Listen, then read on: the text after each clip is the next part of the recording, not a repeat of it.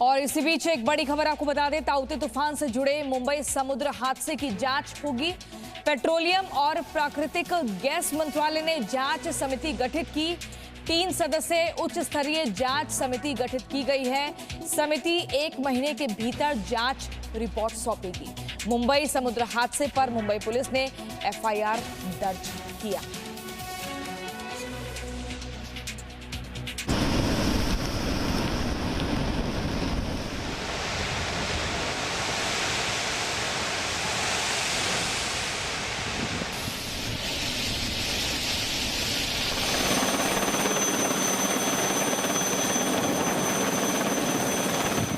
चक्रवाती तूफान ताउते में जब फंस गए थे सैकड़ों कर्मचारी,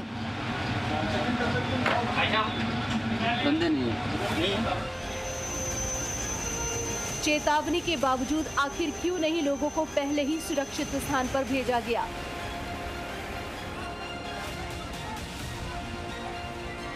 अब मुंबई में समुद्र हादसे को लेकर होगी जांच।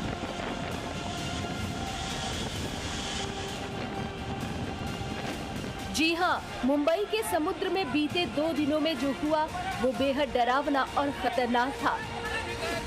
अगर समय रहते नौसेना जान जोखिम में डालकर राहत और बचाव कार्य नहीं करती तो 600 से ज्यादा लोगों की मौत हो सकती थी।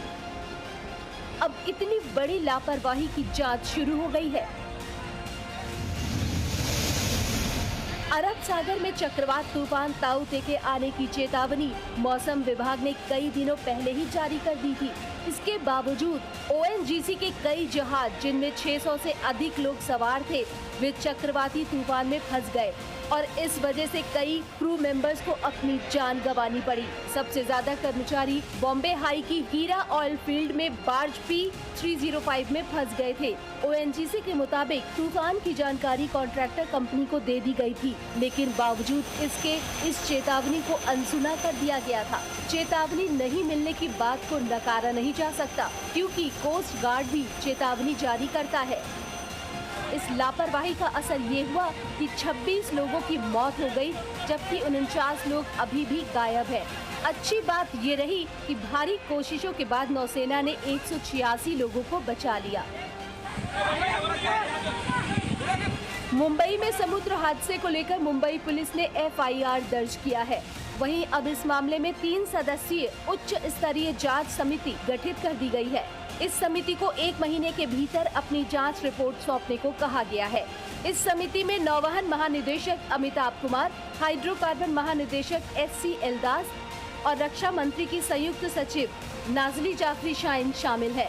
ये समिति जरूरत पड़ने पर अपने साथ अन्य सदस्य को भी शामिल कर सकते हैं। साथ ही जरूरत के मुताबिक किसी अन्य व्यक्ति की मदद भी ले सकते हैं। मौसम विभाग की चेतावनी के बावजूद ओएनजीसी के जहाजों के तूफान में फंसने की घटना पर न सिर्फ आश्चर्य व्यक्त किया जा रहा था, बल्कि कई सवाल किए जा रहे थे। इसलिए पेट्रोलियम और प्राकृतिक गैस मंत्रालय ने पूरे मामले की जांच के लिए उच्च स्तरीय समिति का गठन किया है। ये समिति ये भी देखेगी कि पूरे मामले में नियमों का सही से पालन किया गया कि नहीं, कहां-कहां लापरवाही बरती गई। आखिर ये 600 से ज्यादा लोगों की जिंदगी को दांव पर लगाने का मामला है। अंकुर त्यागी के साथ ब्यूरो रिपोर्ट, जी मीडिया।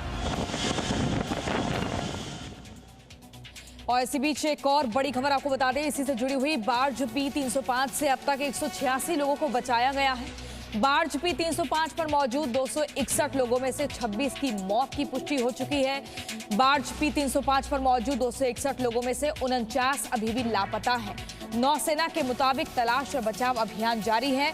चक्रवाती तूफान में फंसकर अरब सागर में डूबे बार्ज P305 से लापता हुए 75 लोगों में से अब तक 26 लोगों की मौत की पुष्टि हो चुकी है। इन शवों को अरब सागर से निकालकर तट पर लाया जा चुका है। ये शव मुंबई तट से 50 से 60 नॉटिकल मील्स यानी कि 90 किलोमीटर से ज्यादा के क्षेत्र में तैरते हुए पाए गए। बार्ज P305 के 49 क्रू मेंबर्स अभी भी लापता हैं, जबकि 186 लोगों को पहले ही बचा लिया गया है। आपको बता दें कि पहले ये जानकारी सामने आई थी कि बार्ज पर 273 लोग सवार थे, लेकिन ओएनजीसी जिसने बार्ज को तैनात किया था। बाद में बताया कि बार्ज पर 261 लोगों की ही सवार थे। अधिकारियों का कहना है कि लापता 49 लोगों को ढूंढने के लिए सर्च ऑपरेशन लगातार जारी है।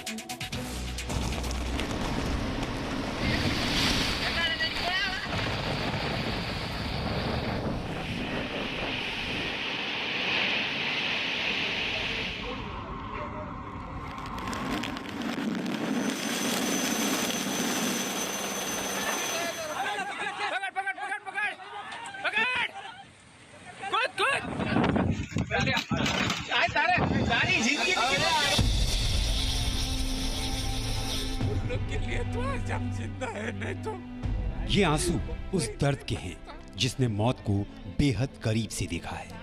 ये आंसू उस दर्द के हैं जिसमें इन्होंने जीने की आस छोड़ दी थी। तकरीबन 24 घंटे तक गहरे समंदर में रहने के बाद जब इन्होंने जमीन पर पैर रखा तो आंसू ऐसे निकले जैसे दूसरा जन्म लिया। बहुत बहुत धन्यवाद वो लोग को। उन लोग के लिए तो आज हम जिंदा है, नहीं तो कोई नहीं बचता।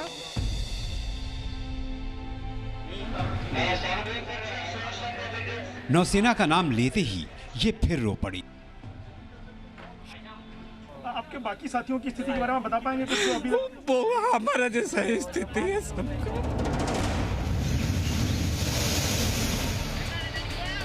चक्रवाती तूफान ताउते की वजह से बॉम्बे हाई की हीरा ऑयल फील्ड में बार्ज P305 पर 261 लोग फंस गए थे। पिछले 2 दिनों से नौसेना ने ऑपरेशन चलाकर 186 लोगों को जिंदा बचा लिया है, जबकि रेस्क्यू ऑपरेशन में 26 लोगों के शव बरामद किए गए हैं और 49 लोग अब भी लापता हैं। जो बचकर आए हैं वो नौसेना को भगवान से कम नहीं मान रहे।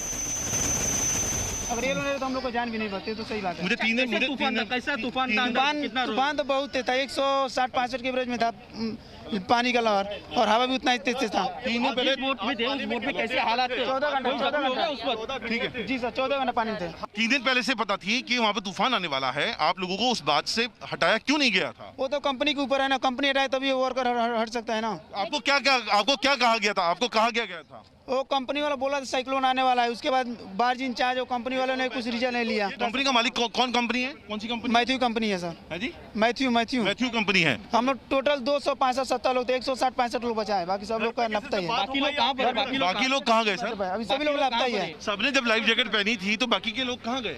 और आधी लोग तो चले गए, बहुत कम ही लोग बचे हैं। 20 चले गए, पानी में बह गए। सुनील कुमार जी पानी में बह गए। देखिए ये बहुत बड़ी बात है जो ये व्यक्ति हमसे कह रहा है कि वो बाकी के लोग पानी में बह गए हैं। उससे साफ तौर पे कहना है इसको यहाँ बिठा दिया गया है। हालांकि श्रेय वो इस बात का देता है वो जिंदा है, तो इंडियन नेवी जो प्रॉम्प्ट एक्शन इंडियन नेवी ने लिया है उसकी वजह से इन लोगों की जान बची। सवाल ये है कि जब तूफान का अलर्ट पहले से था तो फिर वहां काम करने वाले लोगों को निकाला क्यों नहीं गया? हमने ये सवाल तकरीबन 20 घंटे तक पानी में रहने वाले विष्णु से पूछा। जवाब सुनिए, हैरान रह जाएंगे आप। जब हालत खराब थे तब इनको अलर्ट किया गया था कि आप अपना बार्ज को निकालिए। सभी जितने भी हमारे बार्ज थे आसपास के सबने निकाल के लेके चले गए, लेकिन हमारे जो कैप्टन साहब थे और विश्वास साहब एफकॉन के, इन्होंने क्या किया कि अपने बार्ज को नहीं निकाला। क्यों नहीं निकाला?